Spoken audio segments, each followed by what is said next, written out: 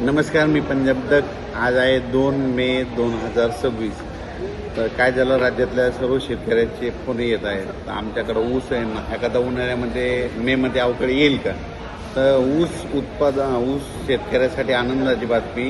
एक 7, 8, 9, 10च्या दरम्यान एक पाऊस येणार आहे. मात्र तो पाऊस विदर्भात, पूर्व विदर्भ, पश्चिम विदर्भ आणि मराठवाडा या परिसरामध्ये चांगला पाऊस असणार आहे.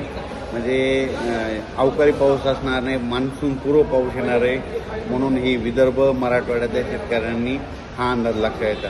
मग सांगायचं झालं तर 7 तारखेला म्हणजे नागपूर, वर्धा, भंडारा, गोंदिया, चंद्रपूर, यवतमाळ, वाशिम, हिंगोली, त्याच्यानंतर नांदेड, अकोला, अमरावती, परभणी ह्या पट्ट्यामध्ये काय होणार आहे, 7 तारखेला तिकडं ते अवकाळी मान्सूनपूर्व अवकाळी पाऊस येणार आहे.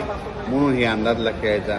त्याच्यानंतर 8, 9, 10च्या दरम्यान हे पाऊस धाराशिव जिल्हा, लातूर जिल्हा, बीड जिल्हा, परभणी जिल्हा, जालना जिल्हा, इकडं बुलढाणा जिल्हा, अकोला, अमरावती, वर्धा, नागपूर, भंडारा, गोंदिया, चंद्रपूर, यवतमाळ, त्याच्यानंतर नांदेड, परभणी, बीड ह्या परिसरामध्ये काय होणार आहे की 8, 9, 10च्या दरम्यान खूप पाऊस येणार आहे. म्हणून हा अंदाज सर्व शेतकऱ्यांनी लक्षात घ्यायचा. त्याच्यानंतर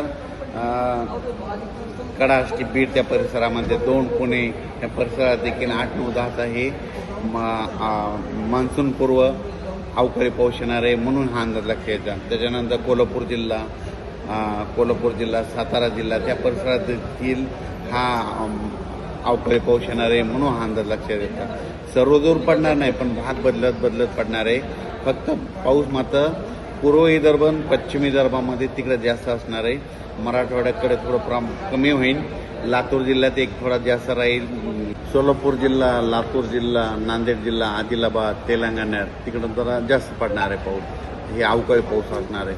म्हणून ऊसवाल्या शेतकऱ्यासाठी आनंदाची बातमी.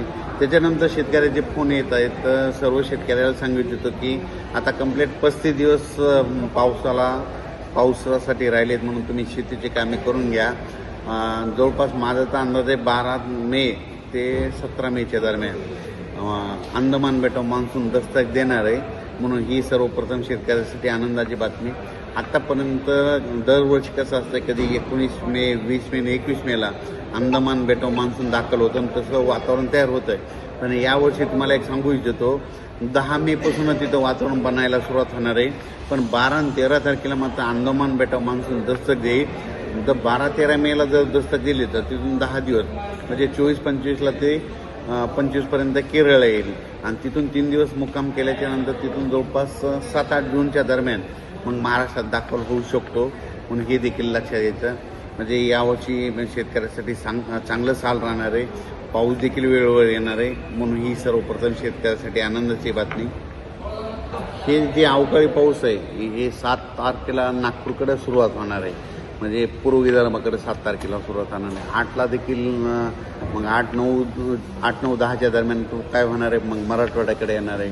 मराठवाड्यातून काही पश्चिम महाराष्ट्राकडे जाणार आहे. म्हणून हे लक्षात येतं.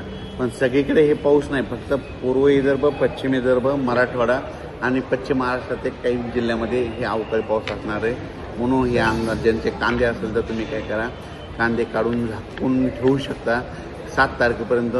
आणि आणखीन एक सांगू इच्छितो की राज्यामध्ये आणखी 6 तारखेपर्यंत दिवसभर सारखं वारं राहणार आहे. म्हणून हे अंदाज लक्षात घ्यायचा. दररोज तुम्हाला 6 तारखेपर्यंत झाडाचे पानं हललेले दिसतील, म्हणजे वारं चालूच राहणार आहे. 7 तारखेला मात्र हे वारं बंद होणार आहे. म्हणून ही देखील अंदाज सर्व शेतकऱ्यांनी लक्षात घ्यायचा. आणि यावर्षी शेतकऱ्याची जी पेरणी ही 3 टप्प्यात होणार आहे. एकदा 7-8 जूनला पाऊस येईल, कापसाच्या शेतकऱ्याच्या लागवड होतील. त्याच्यानंतर 15-16 दरम्यान येईल, 15 ते 20च्या दरम्यान येईल, त्याच्यात कापसाच्या लागवड होतील. आणि जूनच्या शेवटच्या आठवड्यात मात्र सर्व महाराष्ट्रातल्या शेतकऱ्याची पेरणी सुरू होईल. जूनच्या शेवटच्या आठवड्यात म्हणजे 25 ते 29 जूनच्या दरम्यान. आणि त्याच्यातून जर काही उरले शेतकरी तर 10 जुलै ते 15 जुलैमध्ये मग सगळ्या महाराष्ट्राची पेरणी आटवून जाईल. म्हणून हे अंदाज सर्व शेतकऱ्यांनी लक्षात घ्यायचा. राज्यात मात्र 6 तारखेपर्यंत चांगलं उन्हाची तीव्रता राहणार आहे. म्हणून हा अंदाज सर्व शेतकऱ्यांनी लक्षात द्यायचा. माझी जनतेला विनंती आहे, 6 तारखेपर्यंत उन्हामध्ये फिरत जाऊ नका. कारण की तीव्र उन्हाची लाट असल्यामुळं उष्माघात होऊ शकतो आणि 7 तारखेच्या नंतर वातावरणात बदल होणार आहे. मग 7, 8, 9च्या दरम्यान विदर्भाकडे पाऊस येणार आहे. म्हणून सर्वप्रथम विदर्भातल्या शेतकऱ्यांनी अंदाज लक्षात घ्यायचा. अचानक वातावरणात बदल झाला तर परत एक मेसेज दिला जाईल. धन्यवाद.